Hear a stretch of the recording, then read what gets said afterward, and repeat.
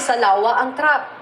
Kung pagmamasdang maigi ang video, makikitang nawasak ang bahagi ng kalsada, kaya nahulog sa lawa ang truck.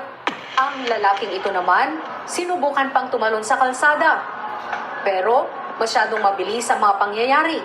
Sa lawa na lang siyang tumalon. Nagtamo siya ng minor injury. Ayon naman sa uploader ng video, ligtas ang truck driver. Hindi pa rin daw naaalis sa lawa ang nahulog na truck at wala pang pahayag ang lokal na pamahalaan tungkol sa nasirang kalsada. Sa Batangas Bawan Bypass Road sa bayan naman ng San Pascual sa Batangas, Presidente bypass ngayon lang. nakakasalampak sa kalsada ang mga estudyanteng sakay ng nadisgrasyang jeep. Madaling araw kahapon, papasok sana sila sa eskwelahan nang mabangga ng pick-up. Sa lakas ng impact, tumilapon palabas ng jeep ang mga pasahero.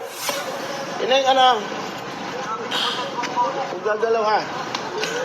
Naku, ang dami. Ayon sa MDRRMO San Pascual, 15 sa mga sakay ng jeep ang nasugatan. Karamihan sa kanila, pawang mga minor de edad. Kabilang din sa mga nasugatan ang driver ng jeep na si Maximo Alcozar, pati ang pick-up driver na si Rian May Castillo. Sa ngayon naman, nasa pangangalaga ng barangay ang mga tumilapong gamit ng mga biktima ng aksidente.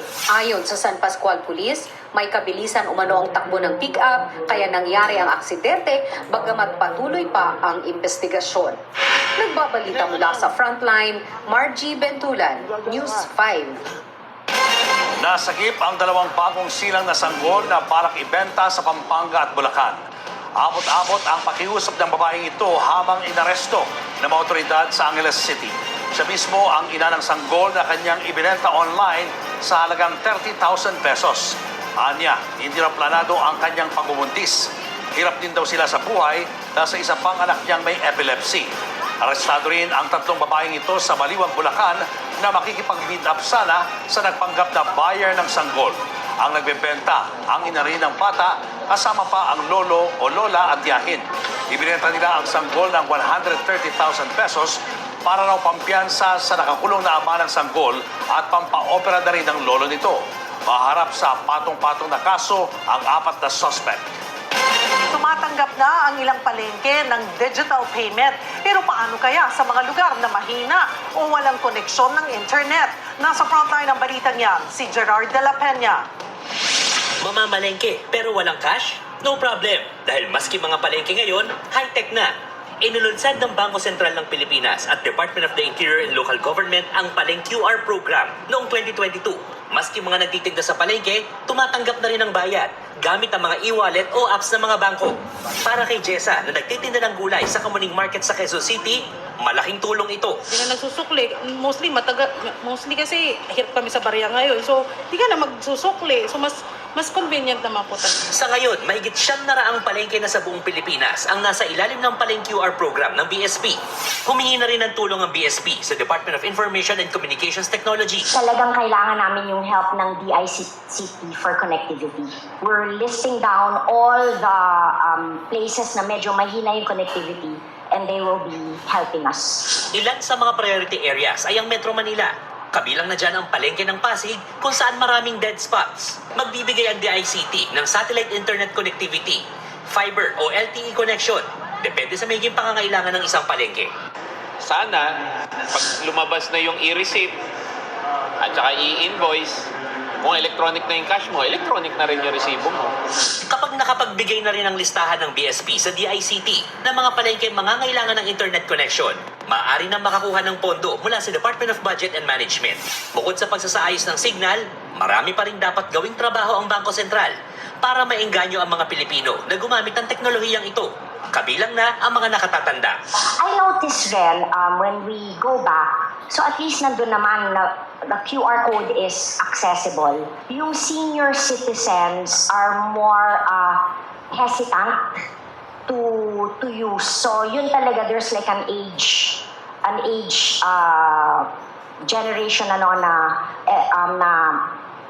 na we have to maybe I'm not sure if we have to focus on the senior citizens on how they should use QR codes. Parami na ng parami ang gumagamit ng digital payments. Ayon sa datos ng BSP noong 2024, mayigit kalahati ng mga transaksyon ay digital na.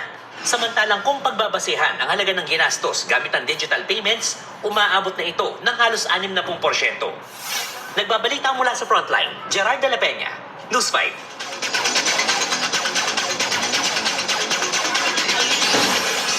Na-sweep ng PLDT high-speed hitters ang full-force Creamline Cool Smashers sa unang laban nila sa PVL All-Filipino Conference. Sinubukan ng Creamline na pahabain ang laban at nagka-23 all-tie pa sa third set.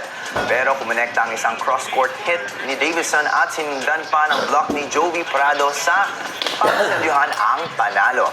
Naka-26 points si Davison para pangunahan ang PLDT. Aminado si Davison na hindi naging madali ang laban ngayong kumpleto na ang lineup ng Smashers. Habang si Gemma Galanza naman nakakabalik lang dahil sa injury nangakong babawi ang Cool Smashers. You know what? They were pretty intimidating when they came out. I'm not gonna lie. Like, all of them were complete, and you know, I knew that it was gonna be a hard match. But you know, like I said, I'm just happy that we were able to win tonight. Sad talaga na kinulang kami lahat. Pero alam naman din namin na yun nga, ang tagal na namin magkakasama, magkakakilala. So, alam din namin na makakabawi kami next game at sa mga susunod pang games. Opisyal nang inanuso bilang bagong alas Pilipinas Women's Head Coach si Ty Bundit. Reunited si Coach Ty kay Gia de Guzman na kasalukuyang captain ng national team. Papalitan ni Coach Ty ang Brazilian na si Jorge De Brito. Susubukan din niyang wakasan ang gold medal drought ng Alas Women's. Dati na rin nanguna si Coach Ty sa ilang teams sa UAP, Spikers Turf at PVL. Nakatatlong championship pa siya sa Creamline Cool Smashers. Susunod, jeepney driver na binansagang Boy Belat, eksklusibong kinuwento